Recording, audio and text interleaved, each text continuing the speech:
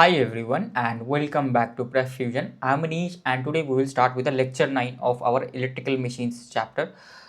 So today we will mainly discuss about practical transformer. What are the different things that gets added in a practical transformer compared to a ideal transformer. Also we will discuss about dot convention for multiple winding again, right? So this dot convention is not leaving you, it's like behind you always. Okay, so also we will do of course few questions. So bit of quick recap whatever we have learned previously, right? So these were, we already knew that if I have this voltage source, if I apply across ideal transformer, this will induce a voltage here and some flux will get induced in the coil. The direction of the flux will be something, it is a time varying flux. Obviously it is not like always it will be in this direction only, it is time varying flux. Sometimes it will be on the right, sometimes it will be on the left. Okay, so due to the time varying flux there will be a time varying voltage, and due to the time varying voltage due to a time varying flux, there will be induced voltage here, and due to that, current will be generated in the secondary. Okay, that's how the power transfer used to happen. And the magnitude is like 4.44 FNBM or phi m. This is not BN actually. This should be phi m. This is wrong. This should be phi m. Let me just correct this.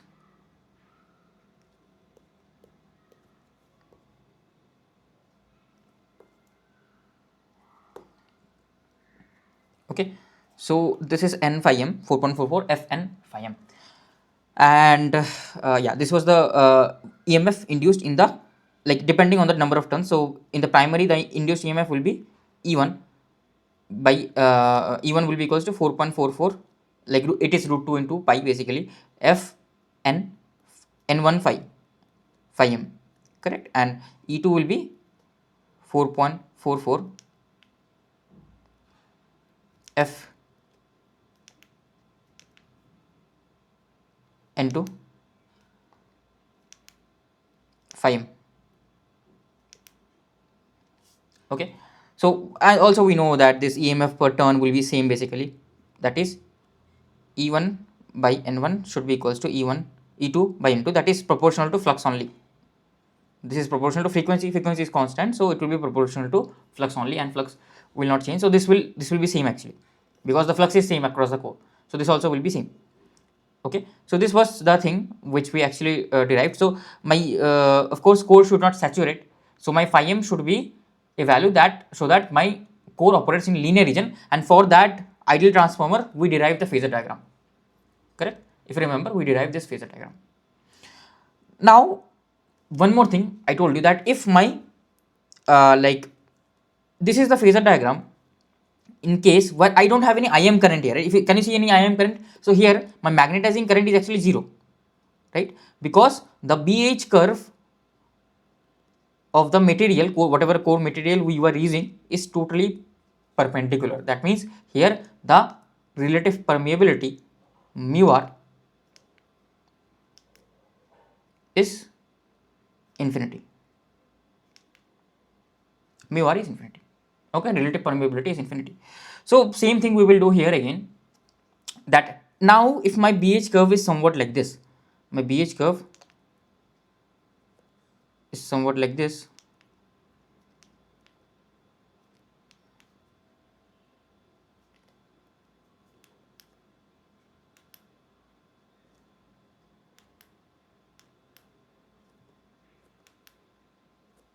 okay, so BH curve is, let's say, like this. So here, right, my mu r is actually finite, some finite value. So if mu r is finite, I will need some finite amount of current Im, right, because H is proportional to I only. So I will need a finite amount of magnetizing current. So in the phasor diagram, where will this be? So basically, if I have a core here, and now if I needed a magnetizing current, what will be the value of the current, right? So what is my flux in the core? So flux in the core, I know it is mmf, phi is equals to mmf upon reluctance. Reluctance is just a constant number, right? This is just a constant number, it will obviously not change. Now what is mmf? Mmf is n into n1 into, this is in the primary, so n1 into this has turns as n1, and this has turns as n2. So it will be n1 into I m, the magnetizing current. Okay, n1 into I m, the magnetizing current, divided by reluctance. Remember, this magnetizing current is also a sinusoid, right? This Im will be Imax sine omega t. Okay. So from here, what we find out is, will this be sinusoid? No, this will be, I think, cosinusoid, right? If I remember my flux there we derived, because if voltage is sinusoid, then this will be minus of cos theta. Correct. So this will be some negative, I mean, whatever this value is, I don't care actually, minus of cos omega t.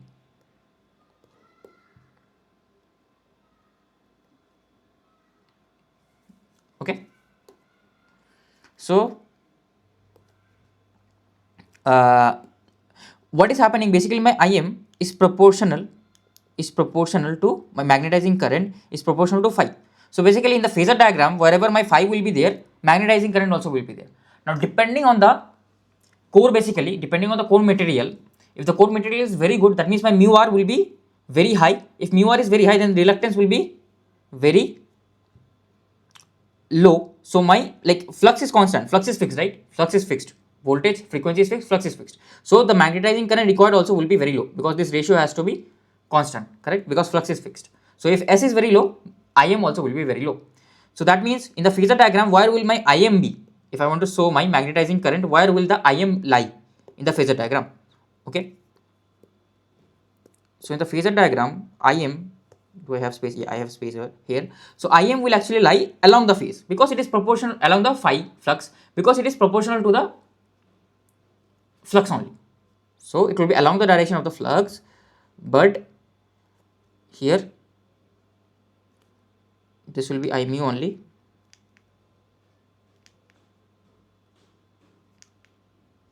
Or Im, whatever you want to say, right? You can write this as Im or I mu. Sometimes it is also called the magnetizing current, that is I mu.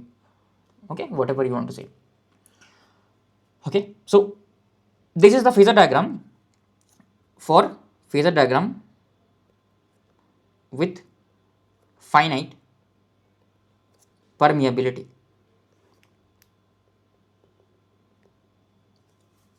Just be careful regarding this. This is the phasor diagram with finite permeability. Okay. So yeah, those were a few things. So we already discussed about this.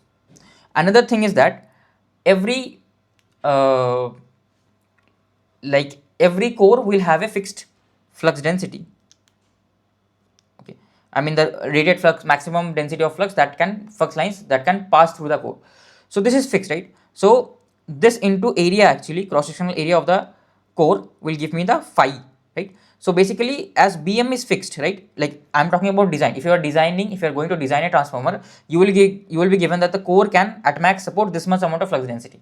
So from that equation, you have to find out what will be the maximum flux, number of flux lines that it can support. Okay, so no one will actually give you the phi m. Like if it's a design problem, no one will give you phi m. Everyone will give Bm. Okay, the flux density. This is the maximum flux density a core can support. Now, can you tell me what should be the number of turns and what should be the design considerations, all those things? Okay, so I hope you have understood this basic point. So few things I wanted to discuss, we will discuss later only.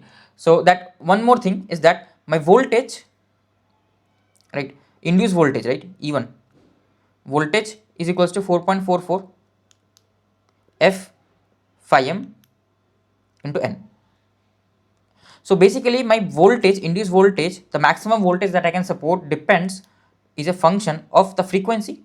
It depends on the frequency, depends on the maximum flux the core can support, and the N1. Okay, like other way, previously I told that flux depends on these things. Now I am telling maximum rated voltage, how much I can pass, depends on the maximum flux that I can be passed, depends on the frequency, depends on the number of turns. Okay, now what about the current rating? So current is actually totally independent of frequency, right? I mean current rating is independent of frequency, because current depends on loads. Current depends on load, because voltage I can fix, current is dependent on load. So it is independent of frequency. So overall my rating of the transformer, KVA rating, right? KVA rating depends on what? It depends on, of course, a lot of things, like it is the product of voltage into current, correct? So it will be a function of F phi m and n1.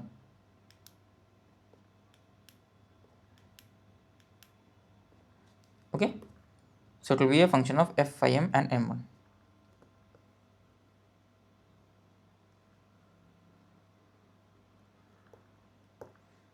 Okay, so these are the few things that you should actually know. Like these are all for design consideration. I'm talking about designing. If you're going to design a transformer, these are the things that you should actually know. Okay, so also like this equation I can use, right? So what is phi m? Phi m is actually equals to, this you can convert into bm into a. So area of cross section depends on the, how much area I need to choose of the cross section depends on the induced RMS peak, like whatever the RMS voltage that I will use, divided by 4.44 f into bm into n1. So the area of the cross section actually depends on a lot of things. Okay, of course, first thing is cost, right? So it depends on the frequency. It inversely depends on the frequency. Inversely depends on the flux density. It inversely depends on the number of turns. Okay, so that is the basic thing. Yeah, those are the few things. One more thing I wanted to just like quickly summarize, that if transformer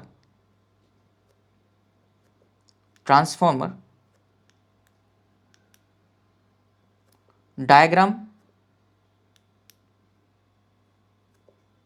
is given, then what you use the dot convention, right? Simply use the dot convention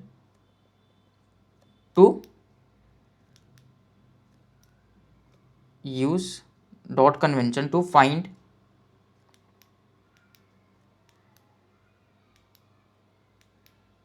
instantaneous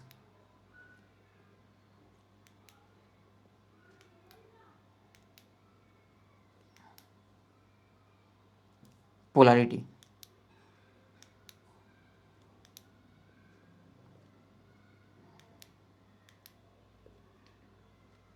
Okay, now if the transformer diagram is not given, just the circuit diagram is given. If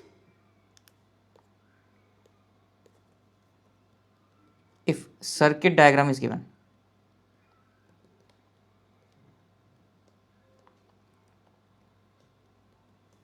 then what you will do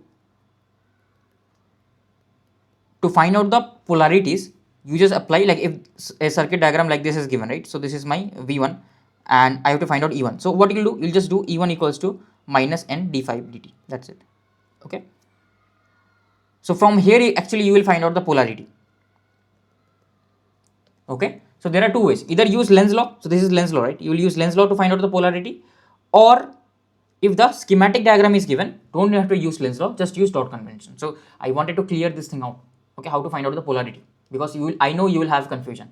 So don't have any confusion when to use dot convention when the, like this transformer diagram is given. So this transformer diagram, whole thing will be given. The basically the winding orientation is given. So basically what I mean is the winding orientation should be given here. So basically I mean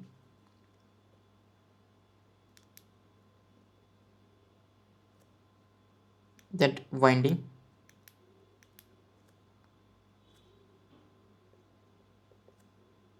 orientation is given. Okay, so yeah, that was the case here. I hope you have understood like these basic points. So now we will discuss what will happen once we will connect the load. So if S is open, then a voltage gets induced in the secondary, and that's it, nothing happens, no current flows, right? Secondary is just open circuited, no currents flow through the secondary, that is totally fine. But as soon as the load is connected, let's say there is a switch here, right? This switch is there and the load is connected. If the load is connected, a current will flow, correct? A current will flow through this and that will generate an MMF. So initially there was phi m flux, correct? This current had flown due to the closing of the switch. Once this switch is closed, a current I2 will flow. If this current I2 flows, as it will leave from the dot only, okay, if this current I2 flows, that means what? It will produce MMF, in the opposite direction of the initial flux. It will oppose its initial cause. So it will produce additional MMF in the opposite direction of N2 into I2. But I have already told you that in the core I have N1 into Im amount of mmf, and of course the primary will try to keep that same mmf, it will not change the mmf. So what primary will do, it will, like this is in the negative direction, it will provide a additional mmf that we have already discussed in the starting lecture as well, of n1 into I2 dash basically. This we have already discussed, right? It will generate an mmf, additional mmf, to cancel this one out. So ultimately the final mmf in the core will be n1 into Im only. So from here we used to get that our, this is switch is closed basically. From here we used to get that our I2 dash, the referred current in the primary, will be I2 into N2 divided by N1. Okay, this we had already discussed in the previous lecture only. So basically what is happening is, this transformer, right? There are two components to this transformer. If I want to draw a practical transformer with finite permeability, previously I had infinite permeability. So it has XM that is used, JXM, that is used for generating the current IM. Okay, so this XM is actually used for generating the current IM, that is known as the magnetizing current.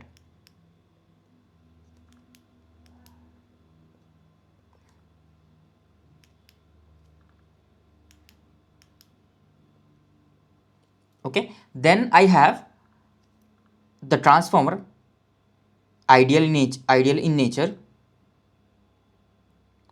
So this portion is ideal actually. So slowly, right, we will bifurcate our ideal transformer and we will take out the non-idealities, so that it is easier for us to analyze the non-idealities. So this portion is ideal actually, n1 by n2. So as soon as the switch is closed here, ZL, so here I have turns here, n1, n2. So this switch is I2.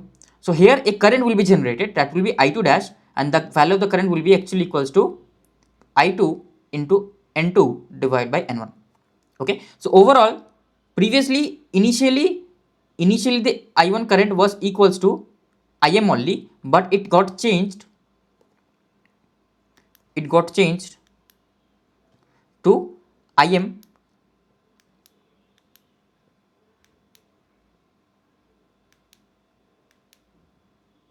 plus Im plus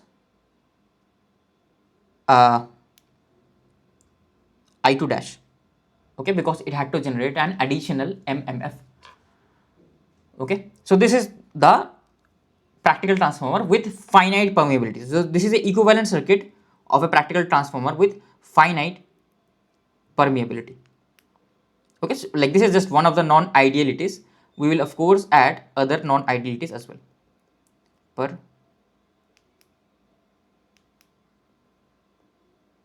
Permeability. Okay, so equivalent circuit, if I want to draw the equivalent circuit, right? If I want to draw the equivalent circuit, I can draw easily, like in the magnetizing domain. So basically what is happening is, I have initially I had a mmf source of plus minus, this was initial mmf of n1 into Im. Now I have a mmf of n1 into I2, that will be in this direction only, to cancel out. So here this will be the core reluctance S, and here I will have a opposing mmf of n2 into I2. So this is not, sorry, this is not n1 into I2, this is n1 into I2 dash. So this is the equivalent magnetic circuit. This is the equivalent magnetic circuit. So this, like already we had discussed actually, this current is also known as the reflected current. This current is also known as the reflected current. This we had already discussed in the first lecture itself, right? So just I am adding up components here, the non-idealities. Okay, so now let's draw the phasor diagram with load connected. Okay, previously I did not have any load. Now with the load connected, let's draw the phasor diagram. So if I delete these pages, this will not be required actually. Yeah, with load connected, if I want to draw the phasor diagram, how will it look? So let me delete this as well. This also is not required, right? Okay, yeah. Now if the load is connected, there are two ways to solve. Okay, sorry, that I should not have deleted actually. That I should not have deleted. Okay, because there was a thing there, so remember.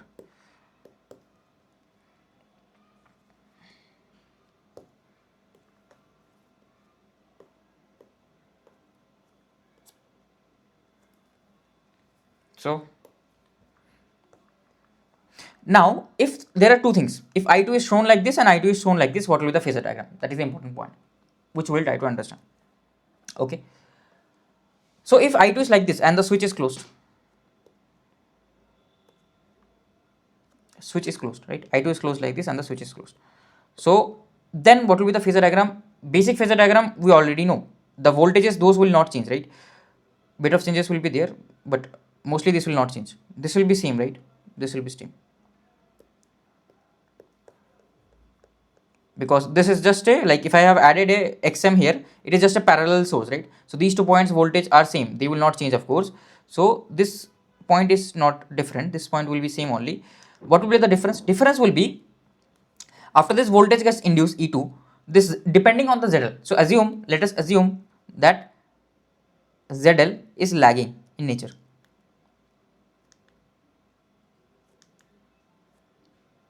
ZL is lagging.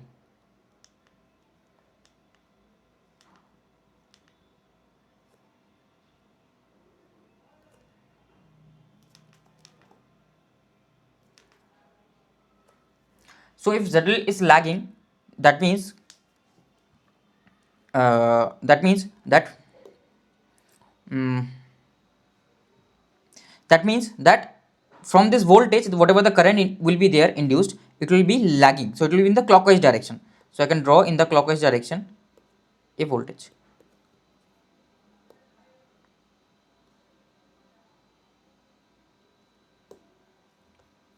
Okay, so it will be I2 basically, it will be I2. So this will be the lagging angle basically, theta z. So assumption is it lags, so I2 is here. Okay, it will lag, fine. And current direction is also correct, because this is plus and it is a load. So of course, if this is plus, this also will be plus minus, right? This also will be plus minus only. So the current should enter the load, current should enter the positive terminal, just like this, right? If I have a resistor here and if I apply, let's say 10 volt supply like this, so what will be the direction of current? Direction of current will be like this only, right? It should enter the positive terminal, it absorbs power, it cannot deliver power, so it also has to absorb power. So current direction, whatever they have given in the question, current direction and actual current direction, both are correct, both are correct. Okay, so I2 will be here. What about I1? So I1, right, I1 is equals to what? I1, if you remember, I1 is equals to Im plus I2 dash. So here, right, one doubt you might have, so where will I show I1? So one thing is there, that why did I1 came? I1 actually came, sorry, I2 dash actually came to oppose I2, right? Oppose the MMF of I2. So although I know that my I2 dash is equals to N2 divided by N1 into I1, but actually into I2, but actually what in the phasor diagram, where will I show? It's just a constant multiple, right? It is just a constant multiple. But in the phasor diagram, we have to show that it opposes the I2. So actually in the phasor diagram, what we do is we show it in the opposite direction. Okay, to represent this, we show it in the opposite direction. So the I2 will be in this direction, I2 dash will be in this direction. Why we do this? So we do this to represent that the I2 dash is actually opposing the I2 current. I2 dash is actually opposing the I2 current. So I will write here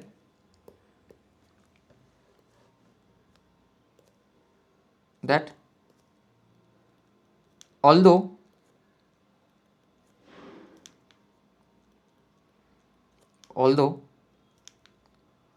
my I2 is just a constant multiple, I2 dash is directly proportional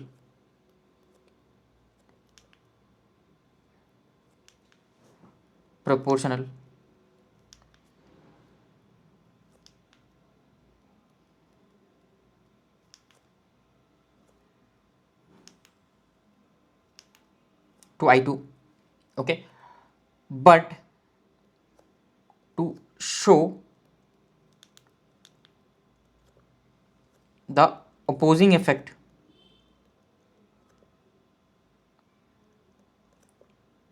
of I2 dash.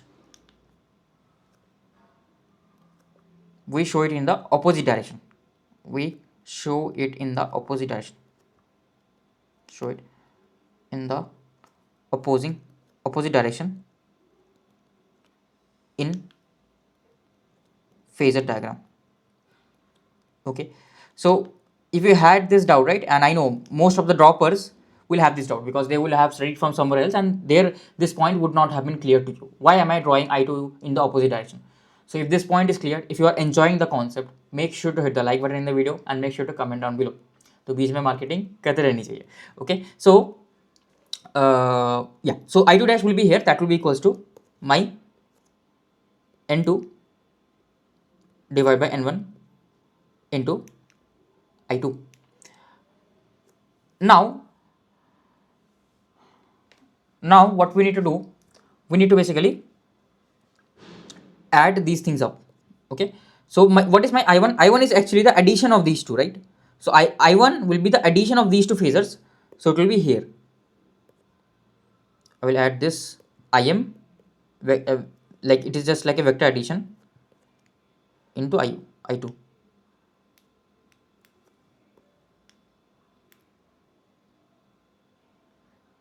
Okay, so my I1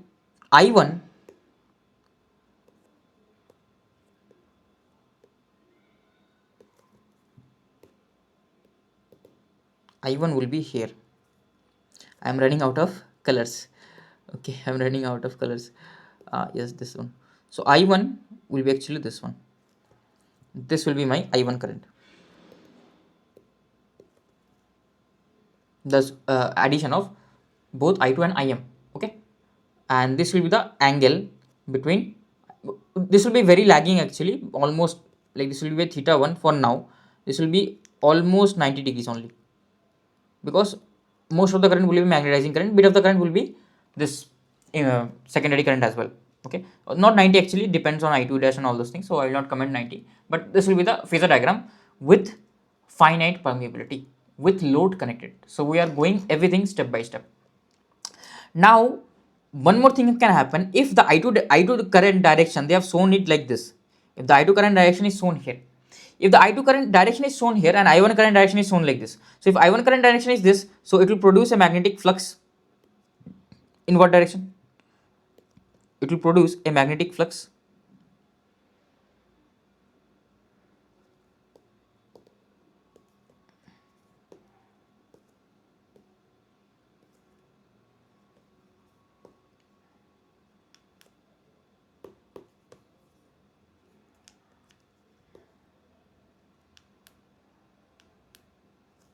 in this direction.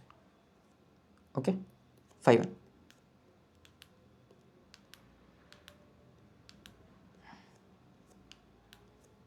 And this, right, secondary, in which direction it will generate the magnetic flux? It is generating in the same direction. Is that possible? Of course, right, it is not possible. So actually they have given the current in the opposite direction. The actual direction of the current should be like this, I2 reference. This should be the actual direction of current, but they have given me this direction. But I will draw the phasor diagram according to this direction only, whatever they have given me. Okay, so just be careful. So I2 reference is the actual direction of the current. Okay, so this diagram, this phasor diagram will be same. Few things will be just different. Okay, so in this phasor diagram, actually they have provided me with I2, but it is actually not correct, right? Because of course I have to oppose this initial flux. I have to generate current in this direction and not in this direction, because then only I will oppose the initial flux. So the important point is this I2, right, is actually not the correct I2 here. This I2 is not correct. This is I2 reference. This is I2 reference.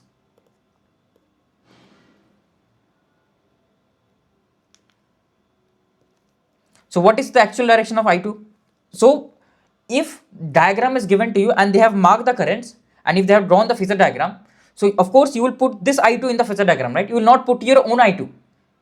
It's just like if you're in the interview and the interviewer has asked you for the, like he has drawn a circuit, RC circuit, and he has asked you to plot the output voltage waveform. It's not like you will plot the current waveform.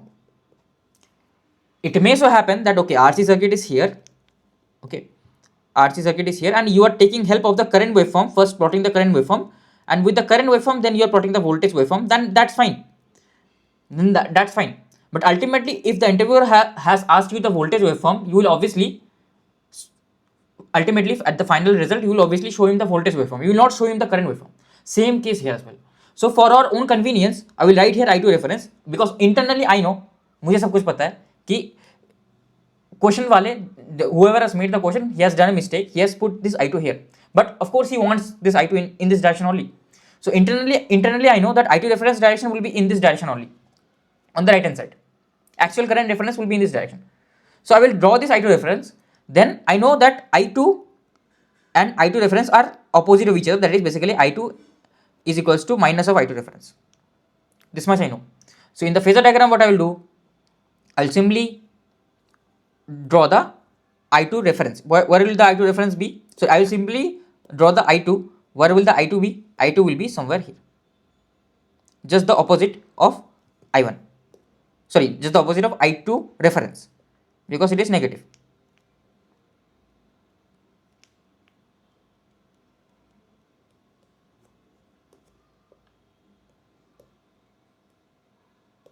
Okay, so that is the most important portion to understand in this point. So after all this is done, so I have also find out my I1 as well. I1 will be what? I1 will be basically this I2 dash. I2 dash is just this opposite of I2 reference. Okay, don't confuse this with this one. So sorry, this is not I2 reference, right? This is simply I2. This is not I2 reference, this is simply I2. So this is the actual direction of the current that they have mentioned. Okay, now what you will do, you will swiftly delete this thing, because in the diagram there was nowhere there was I2 reference. If nowhere there was I2 reference, so of course the interviewer, for working you will draw the I2 reference, that is fine for understanding, but as soon as you have finished you will remove the I2 reference, because in the diagram, circuit diagram, only V induce I1, I2, E2, E1, these are there. So I will only put those things which are actually there in the circuit diagram. That I2 reference was for my own understanding. Got it? Understood? One more thing, that in what direction this will generate the MMF. So this will generate the MMF into I2 in the downward direction. Okay, and of course the input, this also generates a MMF N1 into I1, correct, in the in this same direction, right? In the same direction of the flux, this is going upwards from here and then going downwards here, so both are generating in the same direction. So basically I can directly write my I1 this time, or my I1 by I2 will be minus of N2 by N1. Just be careful regarding this. So when will this minus sign be there? When will this minus sign be there? If both the currents are entering the dot. If both the currents are entering the dot, that means there will be a minus sign. Just be careful here. If one of the current is entering dot and the other current is leaving the dot, that means my ratio here will be I1 by I2 will be equals to N2 divided by N1. That means basically if one of the current is entering the dot and other leaving, then the relation will be like this, the dot. Okay, I have to use a separate color, else you will be confused here. So this, right, this can go anywhere else, this can go here, yeah, so this can actually go here.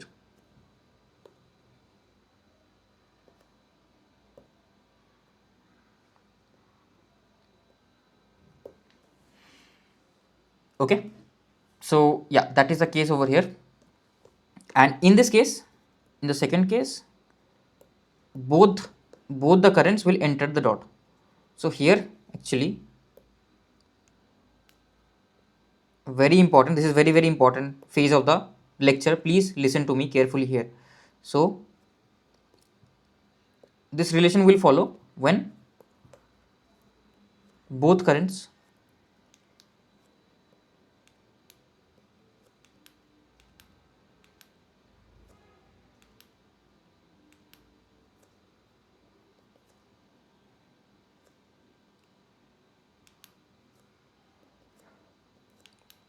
enter the dot. Okay, if both the currents enter the dot, then this relation will be followed, otherwise that relation will be followed. Okay, when will negative sign come, when will not negative sign not come? I have tried to clear everything up. Okay, so again, marketing, if you are enjoying the concept, please hit the like and comment down on the video. Okay, whatever you are enjoying. So now let's discuss about multi-winding transformer. If I have multiple windings, then same relation will be there, right? So the mmf due to the primary will be N1 into I1. mmf due to the secondary will be N2 into I2, and it will be in the opposite direction basically. It will be in the opposite direction because if you see, one of the current is entering the dot, other is leaving. So it will be in the opposite direction. That's why there is a negative sign here. Again, here also same. In one of the dot it is entering, other it is leaving. So it is leaving, it will be in the opposite direction. So again, minus N3 into I3. And of course, initially I had some magnetizing current, that was N1 into Im, and finally, right, my mmf in the core should be N1 into Im only. Okay, due to all those, this currents were induced. So ultimately my I1 current will be N2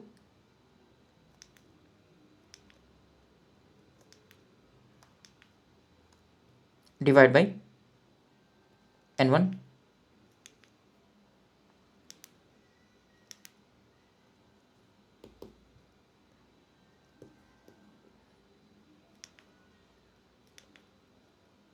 into I2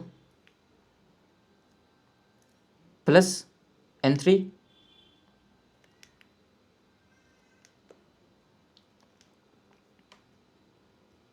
divided by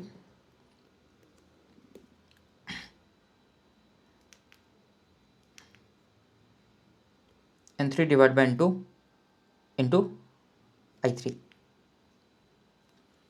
Okay, so not N2, sorry, N1. So this will be the mmf balance equation. So right now, right, it is not, you will not write this, right? In multi-winding transformer, if I have more than two windings, you will not write this. I1 by I2 will be equals to N2 by N1. This will be equals to, if I1 by I3 is equals to N3 by N1. No, this will be absolutely wrong. This will be absolutely wrong. Okay, you cannot do this in multiple winding transformer. You cannot do this. You have to apply the mmf balance equation only. And remember, this is not a algebraic equation, this is a phasor equation. So all the quantities are phasor quantities. Okay, it is not a simple algebraic equation. Just be careful regarding that. This is what I wanted to mention. Now if you want to convert this in a like equivalent circuit, right? If I want to convert this in equivalent circuit, how will I convert this in equivalent circuit? If I have two impedance Z2 Z3, how will I convert this in equivalent circuit? Again, what you'll do, you will see the dots. Okay, and okay, this dot is actually wrong. The winding orientation is wrong here. Okay, this winding orientation should be something like this. My bad. So yeah, I will fix this. This will be here.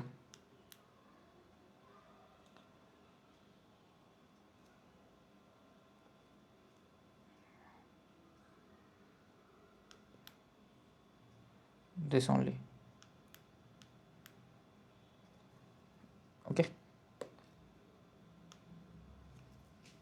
Okay, so now it is correct.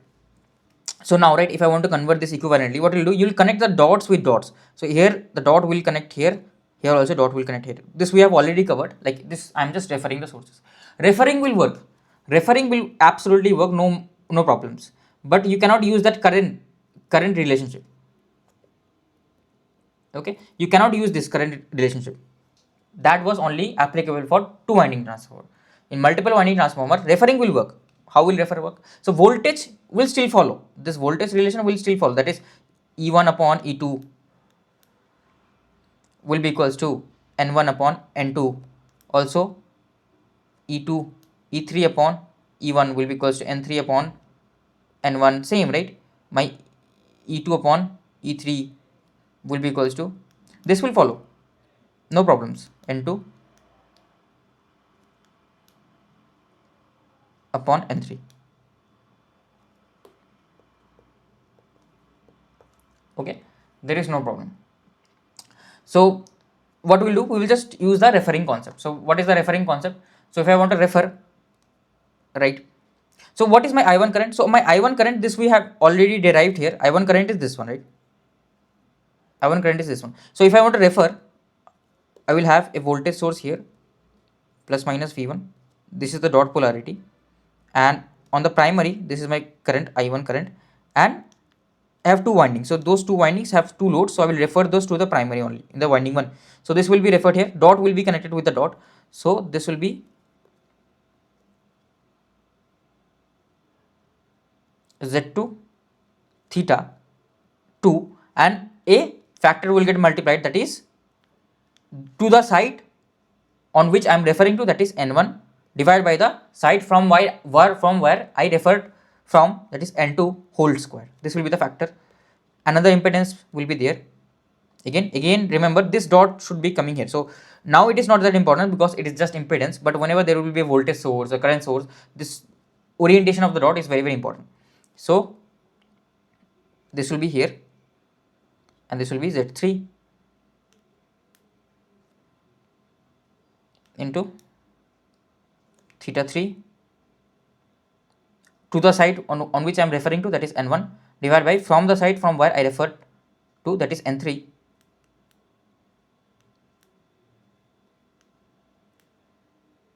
whole square. Okay, so this will be the equivalent circuit. So is this actually correct? So let's verify this. So if I want to verify, I know my I1 current is this. Okay, not correct. I1 current is this.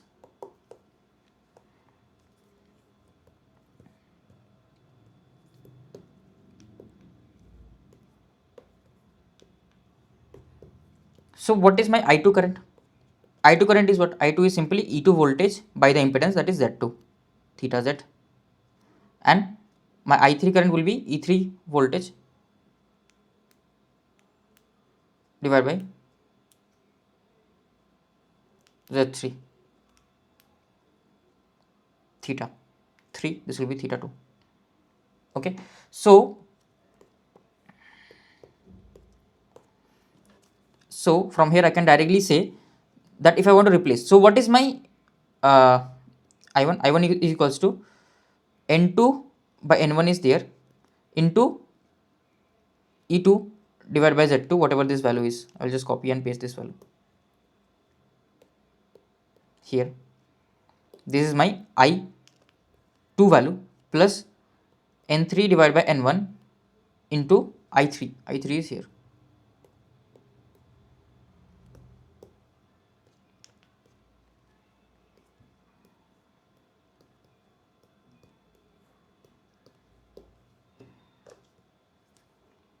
So now what we will do is, what is E2 in terms of E1? So I have already written down this expression, right? E2 will be equals to N2 into E1 divided by N1. So this, right, can be written as N2 into E1 divided by divided by N1. So here what happens is N2 N2 will get multiplied, N1 will get multiplied, that is N2 divided by N1 whole square. So this will become N2 divided by N1 whole square. So I can take this in the bottom, right? This will be with the bottom, that is N1 divided by N2 whole square with the Z2 impedance, Z2 theta 2 into E1, and this will be plus E1, again the same thing, right? If I want to replace E3 with E1, so what I have to do, I have to just multiply E1 into N3 divided by N1. So it will be E1 into N3 divided by N1. So this will be N3 divided by N1 whole square. If I take it to the denominator, so this will be N1 divided by N3 whole square into Z3. So isn't this the KCL equation in this circuit? If you observe carefully, if I write a KCL equation at this node, okay, you will see that you are getting the same equation. So whatever we have done is actually absolutely correct. There is nothing wrong. Okay. So let's solve few questions on whatever we have learned. Okay. So I will give you these questions. Try it out by yourself, and then I will of course come back with the solution. So this is the first one. This is the second one. Okay. And this is the third one. There are many questions. I want you to try it out by yourself. I will solve all the questions.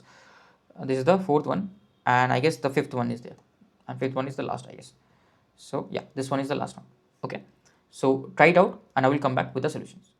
Let's solve this question. We have to find out the RMS value of I1 and IL. So there are two methods. Either you can use the referring concept, or directly you can find out the IL current by referring the voltage source here.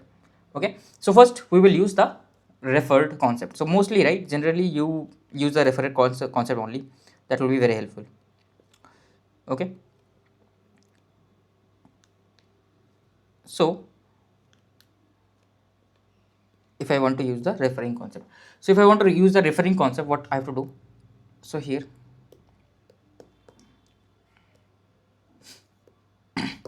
basically I have to refer this whole circuit. So first of all, I have to make the dots, because they have not provided any dots. So this is not a multi-window transformer, this is simply a multiple winding transformer. I can use my shortcut. So here the dot is with the winding that is in front of the core. So here also the dot will be with the winding that is in front of the core, and here also the dot will be with the winding that is in front of the core. Although here it does not matter much, but no, here also it matters, right? This is in series, so it will matter actually. So now what we will do is we will refer everything to the primary. So the primary has this source sine t plus 30. Okay, now I will refer this one to the primary. So dot should be with the dot, so this point should be here. So after this dot, 1 farad of capacitor is there. Okay, 1 farad of capacitor is there, and of course I have to multiply something, right? So these are the turns ratio actually. If you could not understand, so I should have written here that my n1 is actually 1, n2 is actually 2, and n3 is actually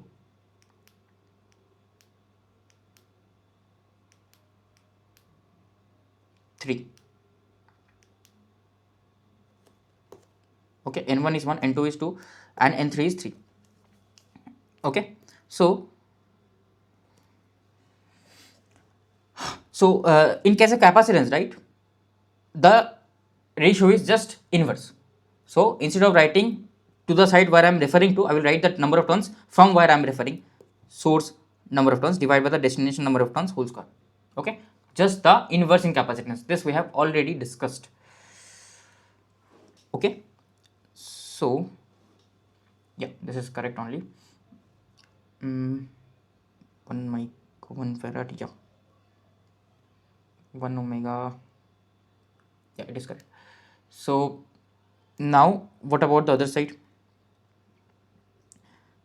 Or let me do one thing. Instead of writing this capacitance, right, let me convert this into impedance and reactance. So this will be 1 ohm only, and this capacitance is 1 farad, so it will be minus of j. Okay, and this will be 1 henry, so it will be plus of j. Okay, so now if I am referring this capacitor on the left hand side, basically what I will have, I will have this, right? This will be minus of j into, okay, I'm making a mistake here actually, yeah. So this is a mistake. This I will write later. Why I will write later, I will talk about that. First let's do this reactance. So this inductive reactance will be here, that is this dot is here, this dot also will be here, z into the side to which I am referring to, 1 divided by 2 whole square. Okay, sorry, not 1, this is 1 divided by 3 whole square to the side where I am referring to. Okay, or okay, what have they asked? They have actually asked to find out the I1 and IL current. Okay, okay, so there are multiple ways to go. So if I want to find out the IL current, right, referring this to the left hand side will be tedious because I have to refer to circuit elements. So I'm just thinking about the thought process. So there are multiple ways which you can solve. So one thing I'm thinking is, instead of referring this, right, these two elements on the left hand side, let's keep it here. Let's refer the other things to this secondary winding, second winding. So if I want to refer this voltage source to the secondary winding, so what will be the value here? So this will be basically, if I want to write E1 divided by E2 will be equals to N1 divided by N2. So N1 divided by N2. So basically my E2 will be, the referred voltage will be N2 divided by N1. So 2 divided by 1, that is 2 E1. So this will be 2 times sine t plus 30. And here if I refer this impedance, reactance on the this side, what will be the value? It will be J into the source winding number of turns divided by the destination, sorry, into the destination winding number of turns divided by the source winding destination, source winding turns whole squared. And of course this values will not change, right, because I am on this winding only. This values will be constant, that is minus of J and 1 ohms. This values will not change. So like there are multiple approaches. I'm just talking about one of the approach. Instead of referring this thing on the left hand side, right, because I have to find out IL current as well. If I have to find out IL current, that will be a bit tedious for me. Okay, if I refer this on this side, then IL current also will get scaled. So instead, let's keep here everything. So this will be my IL current basically. And now from, can I easily find out the IL current? Yes, I can easily find out the IL current. What will be the IL current? IL current will be this 2 sine of t plus 30 divided by 1 minus j. This we have learned in phasors multiple times, that how to solve this equation. So this will be basically 2 sine, I will convert the denominator into polar format, t plus 30 degree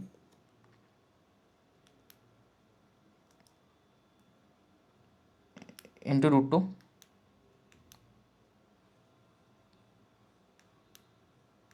into minus of 45 degree. Okay,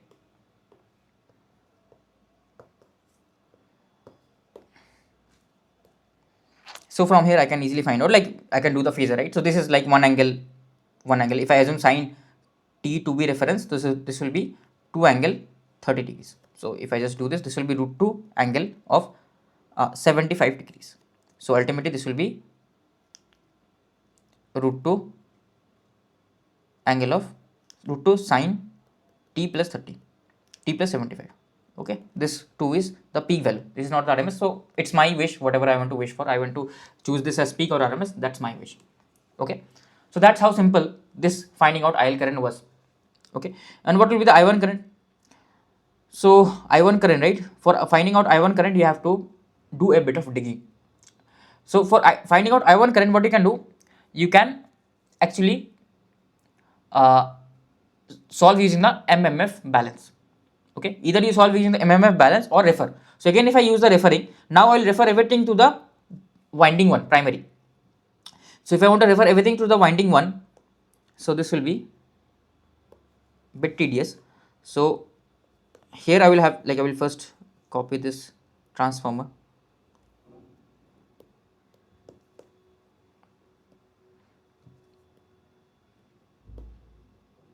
So here I will have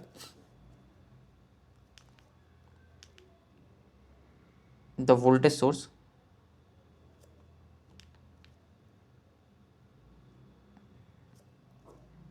okay, and this will basically be like I am referring everything to the primary. So this will be sine of t plus 30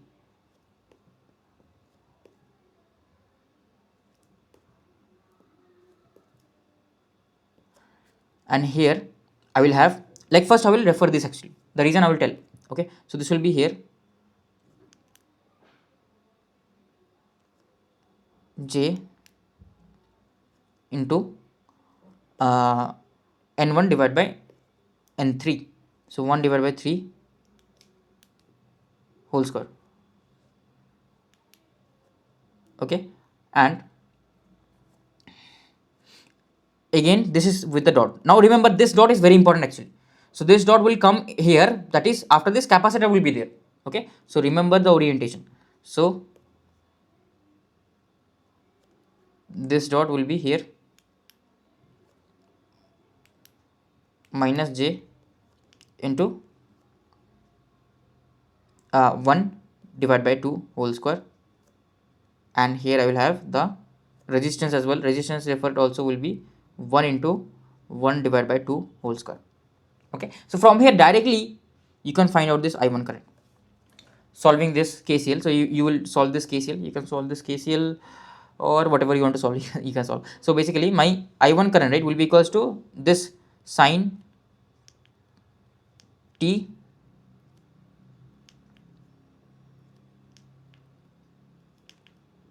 plus 30 degree divided by j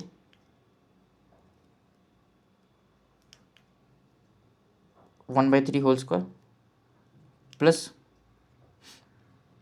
sine t plus 30 degree divided by this is actually 1 by 2 whole square. I can take common, this will be 1 minus j. Okay, so I can take the sine t plus 30 degree common, so this will be actually minus of j, minus of 9j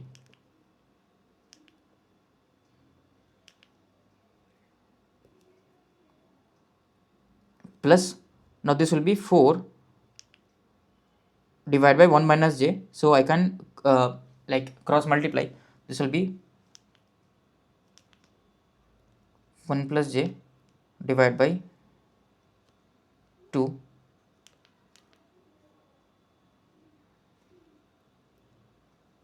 so this will be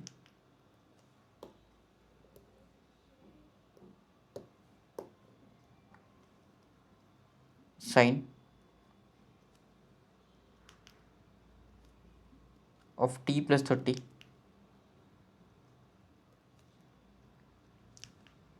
and this will be plus 2, right? So 2 minus 7j. Okay, 2 minus 7j. So from here you can actually directly find out the value of current I1. Okay, so I1 current will be basically, if I have to calculate the I1 current, so I1 current will be here. Okay, let me just convert this into polar format. So this will be 2 square into 7 square whole under root. That's interesting. How is this possible? 2 square plus 7 square. Yeah, I was wrong. So this will be 7.28. 7.28. And what is the angle? So this provides an angle of 7 divided by 2 tan inverse. So minus 74. So plus 30. So this will be minus 44. So this will be T minus 44.056 degrees amperes. Okay, so that will be the value of current I1. So what was the other method that I was talking about? So you can simply use the MMF balance equation. You can simply use the MMF balance equation. So MMF balance.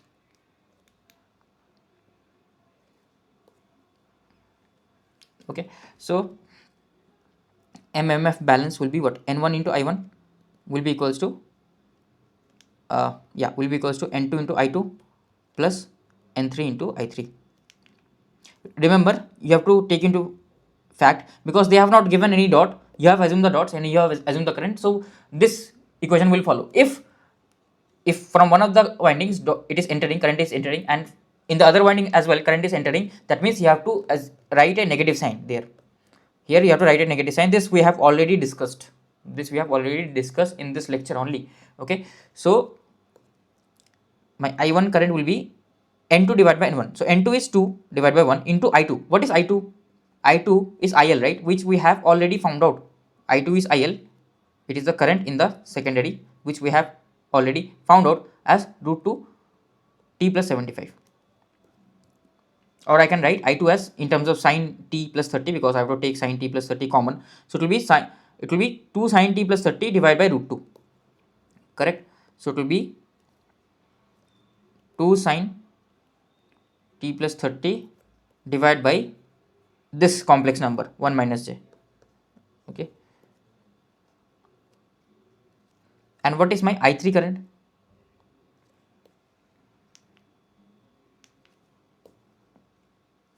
I3 current is equals to I3 current, right? What is the voltage across the this impedance? It is E3, right? What is E3? E3 is simply what? E3 is N3 into E1 divided by N1. So it is E1 is what? E1 is sine t plus 30. Sine t plus 30. N3 is 3 divided by 1. That's it. So it will be 3 sine t plus 30. 3 sine 3 plus 30. So it is 3 sine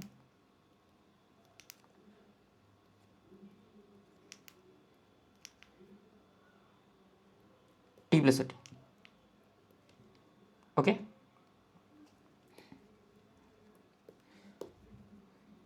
Three sine t plus 30. So 3 tan t plus 30 divided by j. So this will be divided by j. So here what will be the values basically? So the values will be here. This will be 2 into 1 into I2. I2 is 2 sine t plus 30 divided by 1 minus j plus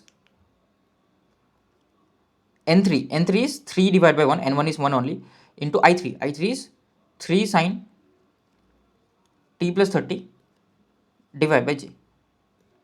Okay, so ultimately this value, right, will be I1. This will be 4, like sine t I can take common, right? This will be, I can take the sine t plus 30 common. So this will actually be 4 by 1 minus j.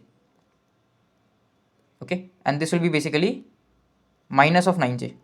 I think we are getting something similar, right? Yeah, we are getting something similar. So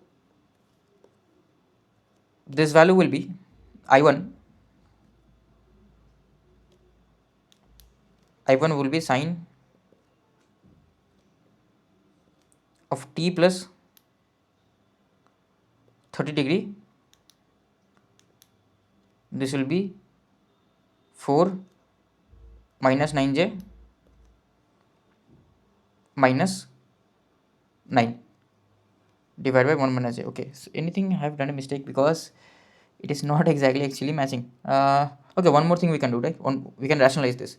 So if I want to rationalize this, this will be 2 into 1 plus j. Yes, it is actually matching 9j. Okay, what happened? 9j. So this will be basically sine t plus 30 into, this is 2 minus 7j. Same exact equation which we actually wrote here as well, if you remember. Same thing. 2 minus 7j, 2 minus 7j. So answer will be, of course, the same only. You will get back the same answer. So I1 current you will find out from here. So MMF balance also you can use, or you can directly refer the circuit. So it will be 7.28 sine of t minus 44 point something, right? Minus 44.06 degrees. Okay, so yeah, that was the solution of this question. Very elegant question. Let's solve this next question. So in the next question, right, it feels a bit difficult because there are so many elements here. And what are they asking? They're asking to find out the RMS value of IL current. So whenever, if the circuit has many elements,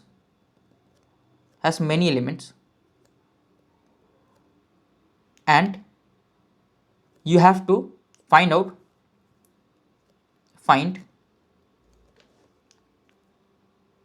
current through a branch,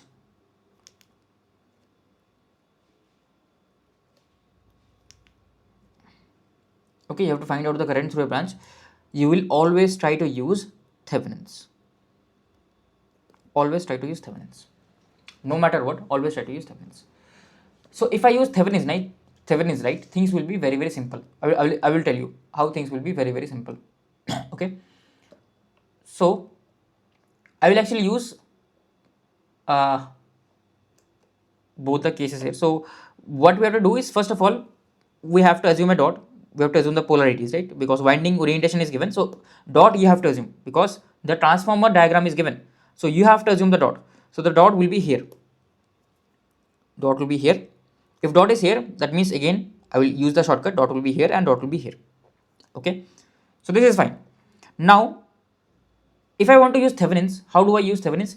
To use Thevenin's, we calculate the open circuit voltage. To use Thevenin's, we calculate the open circuit voltage across the element. So we have to remove this element, right? We have to remove this element actually. So if I remove this element, what will be the open circuit voltage? So I will remove this element.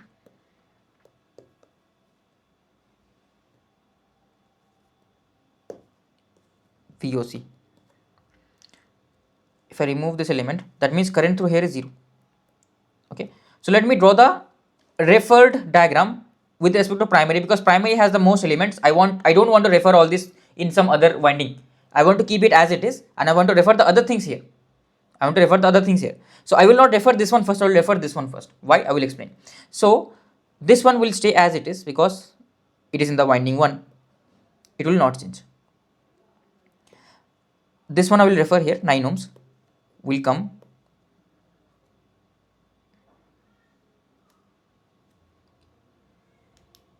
in the winding 1. So 9 ohms into 3 divided by 1 whole square. Okay. Sorry, not 3, sorry, 1 divided by 3 whole square.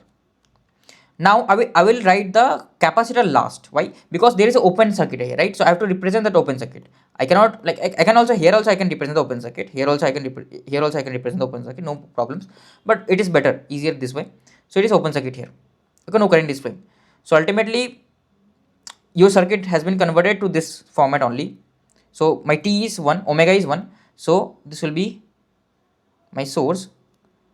This will be J. This will be minus J. This will be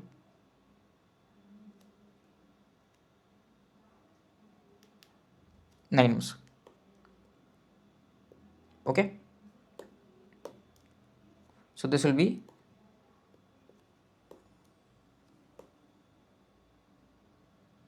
sine T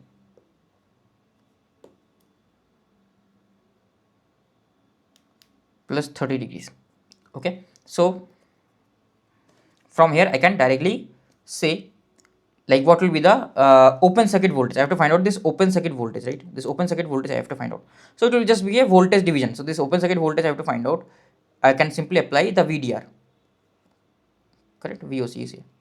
So VOC will be equals to simply sine of T plus 30 into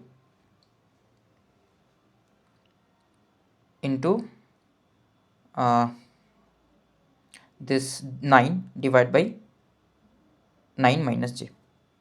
Okay, that is what my open circuit voltage is. Very simple and easy to understand.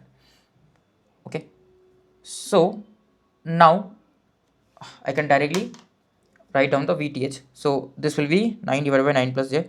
So 9 square plus 1 under root, this will be approximately 9 only, into 9.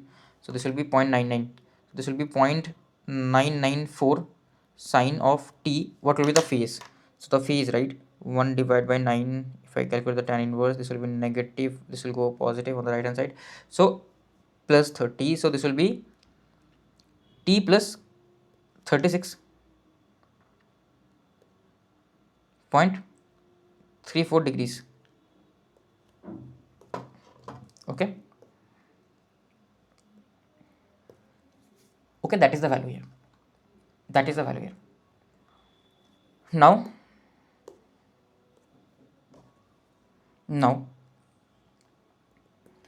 this is my open circuit voltage on the winding 1, but actually I had to find out the open circuit voltage here, right, on the winding 2. So what will be the, like, this is the voltage here, so this is my VOC actually that I have found out just now. This is the voltage across this 1 ohm as well, one like j, okay, not across this j, across this resistance, right, across this resistance. Oh, have I made any mistake? Okay, how did the 9 ohm came? 9 ohm is here. Okay, okay, this is the open circuit voltage, right? This capacitor is there, so this will carry 0 current only. Yeah, this was already there previously, so this 1 farad was already there. Okay, so current to here will anyways be 0 only. No, this will be in parallel, so this will also come here, right? Yes, this will come here, and current to here also will be 0. Okay, okay, so this is the open circuit voltage that I found out across the 9 ohm. So across, yeah, across these 2 points, right, I found out, like, this is the point, this, right, this is the same point, right? So these are voltage that I found out, but I have to find out this voltage, right, because I wanted to find out the current across this element. So I have to refer this open circuit voltage on the winding 2. So this is on winding 1. So on winding 2, VOC2 will be what? It will be what? VOC2 by VOC1. It will just follow the voltage ratio, right? Just with respect to the number of turns. This voltage ratio, that's it. So here I will have VOC2. VOC2. So VOC2 will be what? 2 divided by 1. 2 divided by 1 into 0.994 sine t plus 36.34 degree. So sorry, this is this is VOC1 is 2 by 1. So ultimately your like VOC2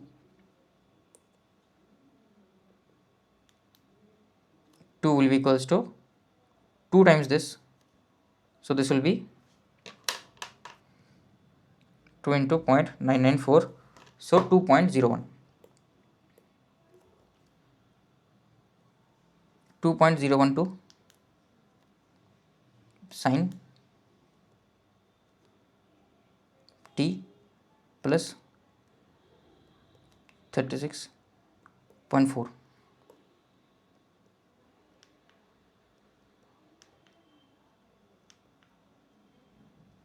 Okay, so yeah, this will be the voltage basically, volt.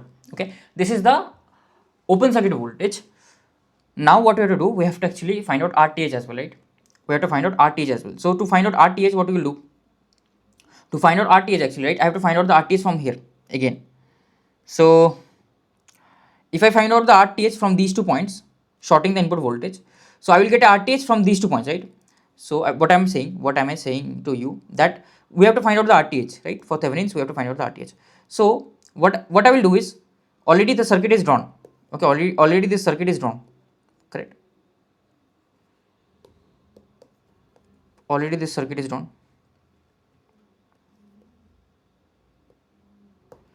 So I have to find out the RTH. So what I will do, I will find out the equivalent resistance RTH from these 2 points, and I will refer this RTH on the winding 2, right? This is totally valid. You can identify, you can, what do you do? The homework task for you is, you refer to everything to the winding 2. You refer everything to the winding 2, and from there you solve the circuit.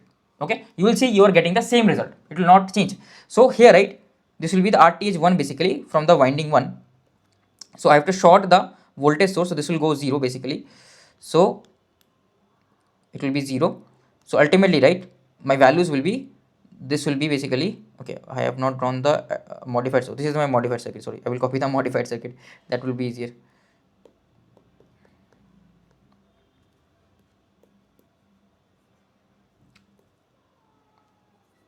So here this will simply go 0, so this will be shorted.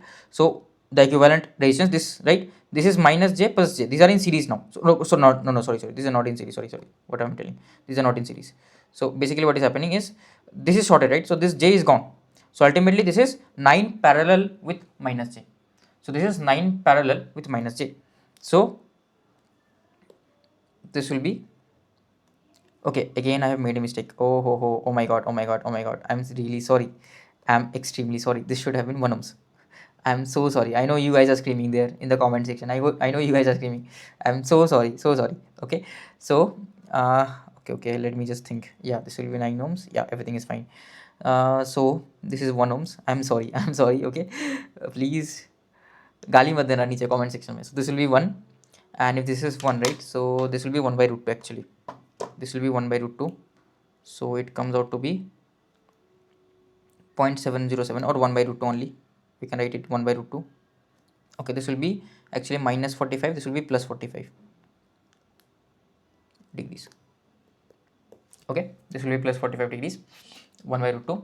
And I'm just thinking, anything, am I doing anything wrong? So this is the open circuit voltage of the primary. Secondary side, I will just refer it. So if I refer it, right, this will be twice.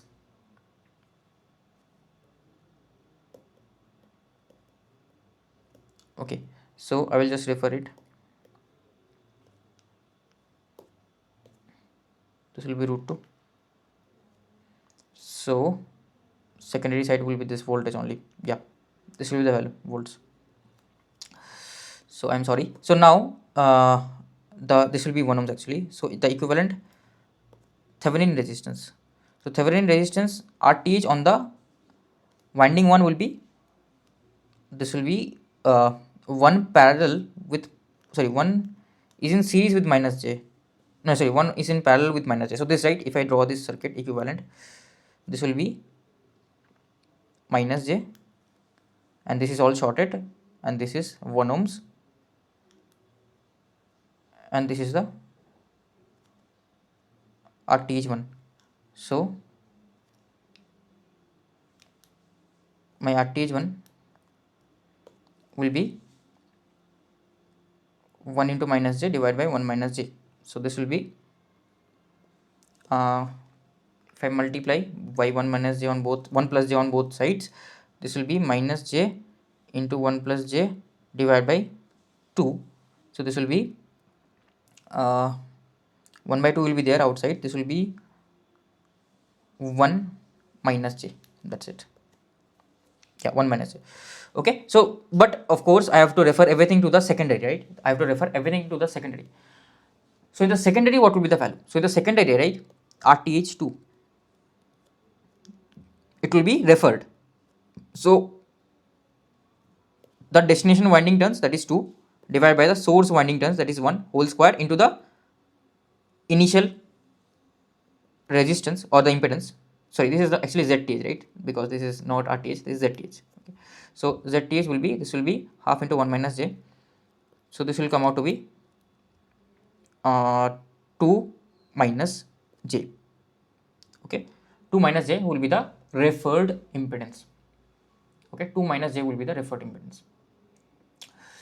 So yeah, that's it basically. So now you can easily solve it. So what will be the, not RTH, sorry, ZTH. So what will be the equivalent circuit? So equivalent circuit will be something like this, that is VTH.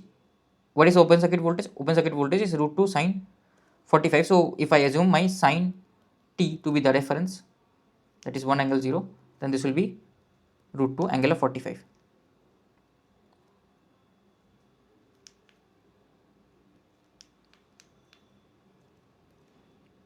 And this, right, I have a equivalent Thevenin impedance, that is 2 minus j, and of course load is there. What is the value of the load? Load value, right, if you remember, the load value is this, right? This is my IL actually. Okay, this was already there, minus j, right? Have I written it actually? This is, yeah, this is, okay, sorry. Okay, again I have messed up something. If I just convert this here, right, yeah, I have messed up something. So this should have been actually, okay, that is also fine actually. The impedance that I am seeing here, that is also, no, this 1 farad also should be referred here, right? So if I want to refer this 1 farad as well on this side, so this will be 1 by 2 actually. That is fine, I guess. So basically, right, I ignored this 1 farad. I ignored this 1 farad. So because anyways the drop across this will be 0. So VOC won't change actually. So this is the RTH that I am getting here. 2 minus j referred here, right? So what I will do is, what am I telling is, I will just explain. So basically, right, I actually missed this 1 farad. What I did, I find out the equivalent here. Minus j was for the initial capacitor here, and this plus j was here. This 1 ohm was due to this 9 ohm. Okay, I ignored this 1 farad here. There should have been 1 farad here. So actually I calculated the Thevenin resistance without this 1 farad. Is it correct? So what I can do, right, this 1 farad is there still, so the resistance seen from here will be this value. So I will just add the extra capacitor value. So this right here with this impedance, an extra capacitance will be added. So 2 minus j, and what is the capacitance value? That is 1 farad. So this will be, I have to add minus j, another minus j. So this value will come out to be 2 minus 2j. That's it. Okay, sorry, there how many mistakes am I making? So here this is already 2 minus 2j. I don't know what has happened to me. I don't know what has happened to me. Why am I making these mistakes? Okay, so let me just solve it with basics, else otherwise I will make a mess up. No, let's solve with basics. So let me actually refer the capacitor as well. I missed the capacitor, I'm sorry. So the capacitor will be here as well. So this capacitor will be what value? So capacitor here is minus j. I want to refer to here. So the destination terms is 1 divided by 2. So this will be minus j will be there, 1 divided by 2 whole square. Okay, this will be there. So ultimately, right, the equivalent impedance will be something like this. It will be this value, parallel value, and here an extra minus j by 4 will be there. So ultimately, additionally, I have to add j by 4 with the final answer. Minus j by 4 basically. Minus j by 4. So this is minus j by 4 actually. So this value will come out to be this will be 1 minus, so 2 3 minus, this will be half minus j 3 by 4 minus j 3 by 4. Okay, so yeah, now if I refer it back to here, so this will be half minus j 3 by 4. So this will actually be, whatever I was doing, it was correct only, just I wanted to verify. So this will be minus 3j. Okay, multiply by 4, this will be minus 2 minus 3j. So this will be minus 3j, and this will be my like load resistance. What was the load? Load was a resistor value of 1 ohms. Okay, so this will be 1 ohms only.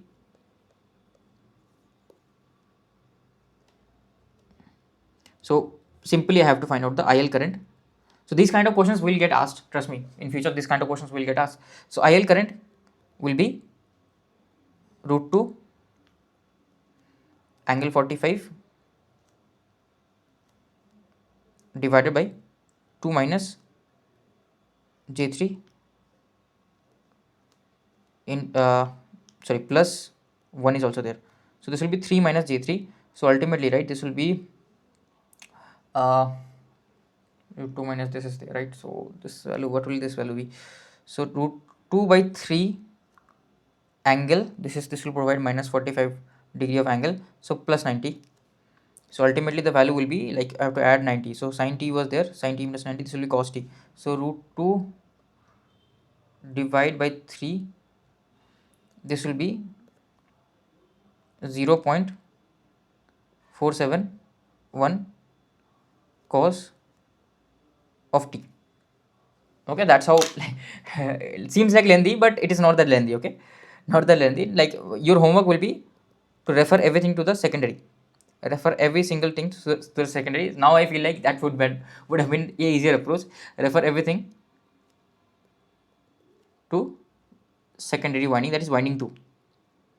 That is your homework, and please do the homework. Okay, whatever I am telling, please try to implement those things, whatever I am telling. So from here I guess you can simply find out the RMS. So what is the RMS value of current? Because they have asked the RMS value. If you see specifically, they have asked the RMS value of IL. So RMS value of IL will be root 2 divided by this. Actually, it would have been 1 by 3 only. So IL RMS will be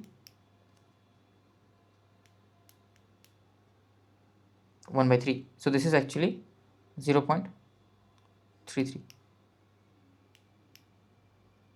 amperes. Okay. So that was IL RMS. Now we have to find out the RMS value of I3. Sorry, in this question we have to find out the RMS value of I3 and V1. How will I find out the RMS value of I3 and V1? Okay.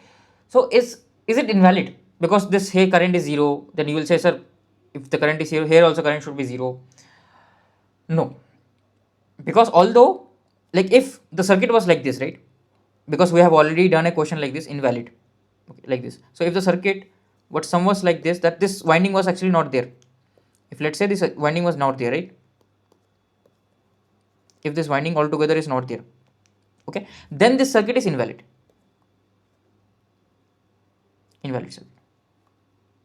Because the current, not invalid actually, not exactly invalid. Basically, then it will not work as a transformer. Not work as a transformer, basically. Okay, not invalid, but it will not work as a transformer. But here it will work as a transformer. Why? Because although I am not able to oppose this MMF through this winding, because no current will flow, this is open ended, but through this, right, I will be able to generate a MMF that will oppose the initial flux. So this winding is still connected, so it is totally valid. So here again, I will use in these kind of questions, in multi pel winding questions, always you can go with the MMF balance. So here again, the MMF balance, that is N1 I1 will be equals to N3 I3, and of course your N2, your I2 is 0 simply, so it will not produce any opposite MMF. So I1 will be equals to N3 divided by N1. Okay, so 3 divided by 1 into I3. So I3, okay, I have to find out I3. What is I3? So I can easily find out the induced voltage, right? Again, induced voltage will always work. So E3 divided by E1 will be equals to 3 divided by 1.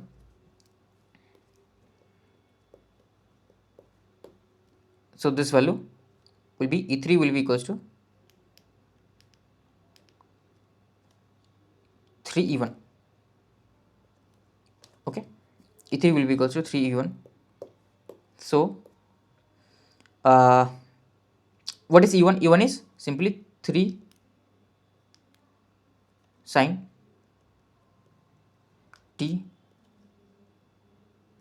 plus 30 degrees. Okay, so from here I can directly find out what is I3. I3 will be simply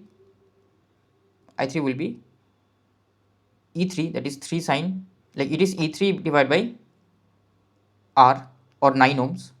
So I can directly write here I1, because they have asked me to find out the RMS value of, okay, RMS value of I3 only they have asked. So RMS value of I3 will be, okay, anyways, V1 RMS will be this only, right?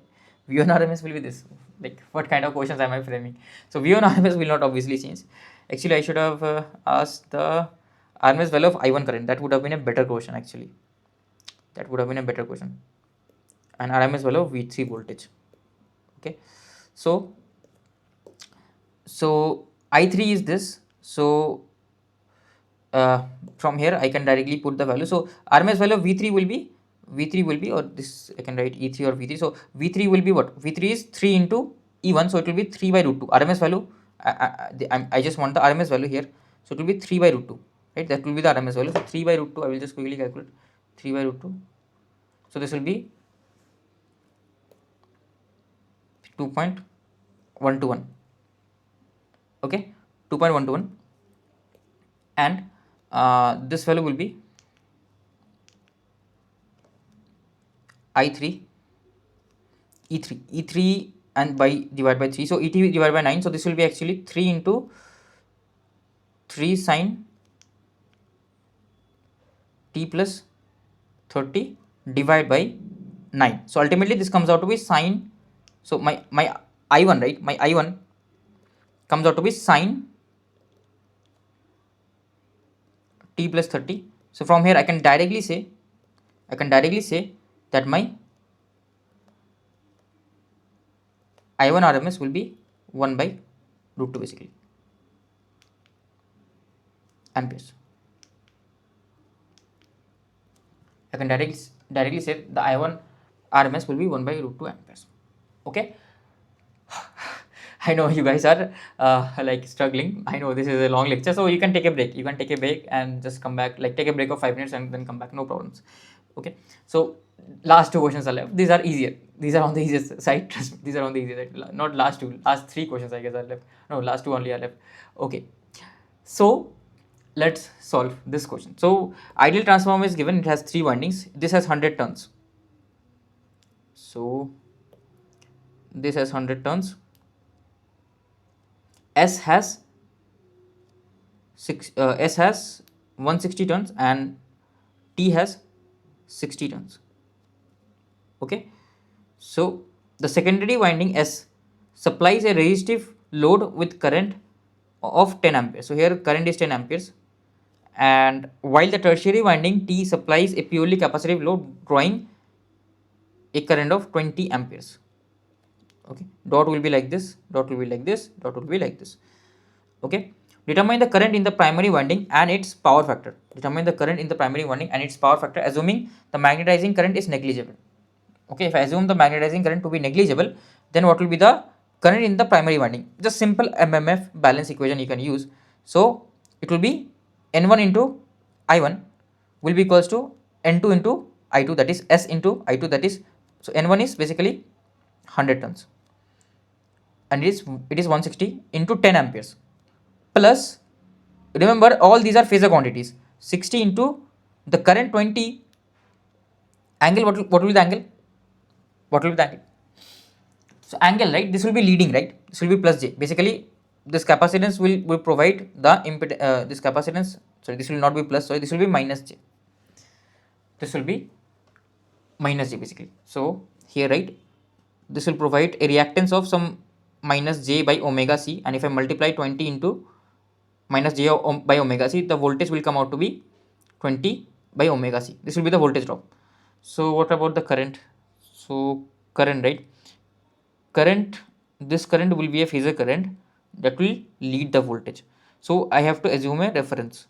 So my reference will be that my reference will be what? Okay, my reference, this is very difficult. So my reference, right, is a voltage signal. So this V is my reference. So this V polarity is here, this V polarity is here, and it is referred. I do understand it is referred, but the direction will be like this only, this V polarity.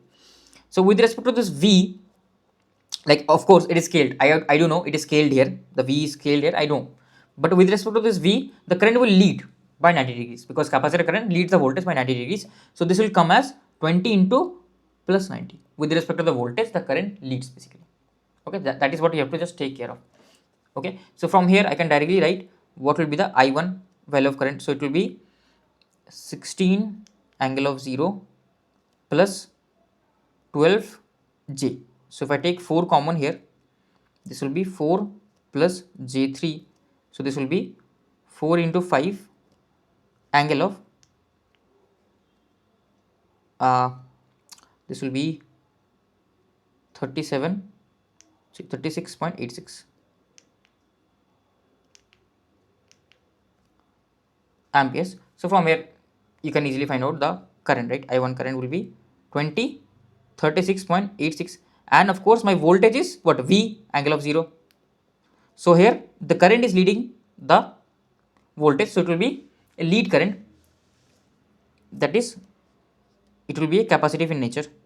So what will be the power factor? Power factor, right? From the input side I will see it as cos of 36.86, that is 0.8, and it will be leading because current is leading the voltage. What about this, right? What about this? Okay, this is, what is the magnitude? Magnitude is 20 amperes. Magnitude is 20 amperes. It is not that simple addition. So magnitude will be 20 amperes. So determine the current in the primary winding and its power factor. We have already found out the current. Given the polarity markings on the primary winding, indicate the corresponding polarities of the S and T. So this also we have discussed, right? So polarities also we have discussed. So this is the last question. Last question, trust me. After this we don't have to do anything. Okay, so here, right, just one additional thing we have, new thing we have, that this circuit, right, everything is same. We have to refer everything to the LV side. LV side meaning what?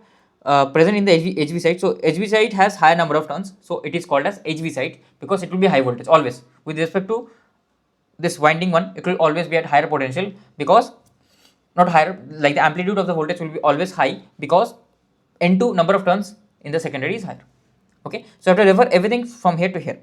So everything is same, just be careful, there is a dependence source here.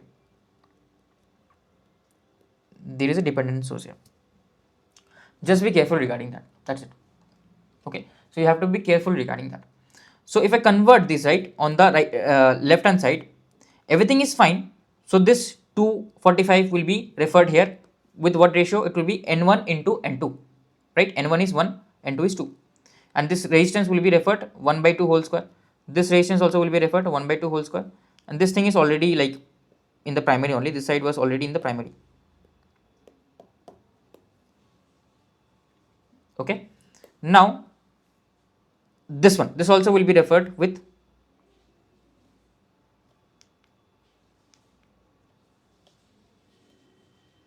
three into 1 by 2 whole square. Now this one, right, this is interesting because this Ix current, if I refer it to the primary, this will become actually Ix dax. This will change, right? This Ix value of current will change actually. So here what will happen? Remember to write this as Ix dax. Whatever the value of Ix current I will get, that is here. So this also will change to Ix dash only. Okay, whatever is the value of Ix dash, that will calculate. Depending on that value, it will be scaled. So current actually gets scaled by the opposite ratio. So Ix dash will be basically 2 by 1. So my Ix dash, right, Ix dash will be 2 by 1, the opposite of the turns ratio into Ix. Okay, I'm not writing it here, but you get the idea. Okay, so this, right, this also will be scaled. It is a voltage source, so voltage source will be scaled. This will be 2 Ix dax. You can replace Ix dax with Ix. It's up to your wish, or you should not replace, right, because it is already referred in the primary only. You should keep it as it is. So you should not actually do anything. Just write it as Ix dash here, and that's it. Okay, so this one will be 2 into Ix dash, and the voltage source will be scaled by a factor of 1 by 2. That is the last question. So this was not that difficult. Just a dependent source was there, and by chance if they give a dependent source, how do you convert that dependent source? That also I have taught you.